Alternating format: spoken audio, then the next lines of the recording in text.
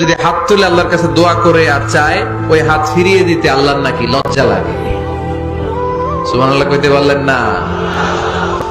আবার দোয়া যখন করবেন আল্লাহর নামগুলো উচ্চারণ করে দোয়া করবেন।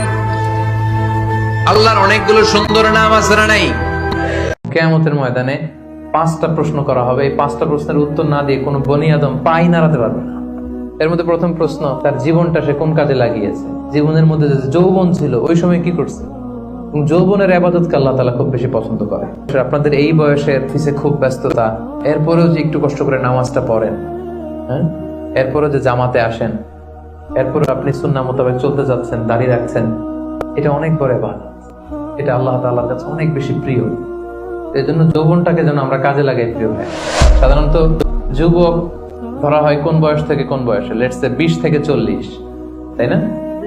20 থেকে 40, এই 20 বছরের সময়টা হচ্ছে একেবারে জীবনের সবচাইতে মাহেন্দ্র ক্ষণ। এত শক্তি, সম্ভাবনা, টকবগে যুবকদের মধ্যে আল্লাহ অনেক প্রাণ শক্তি দিয়েছে। এরা বিপ্লব ঘটায় ফেলতে পারে। এরা সময়ের গতি স্রোতকে পাল্টে দেয়, সাগরের স্রোতকে উল্টে দেয়। এরা বিপ্লব করে ফেলে, ইতিহাস রচনা করে। এই দেখতে দেখতে ছোট্ট কিশোর হয়ে পৃথিবীতে এসেছিলেন, শিশু ছিলেন, কিশোর, তারপর এখন যুবক। কিছুদিন পরে বিয়ে করে থাকলে দেখবেন যে আল্লাহ ঘরে মেহমান পাঠিয়ে দিলে বাবা হয়ে গেছে।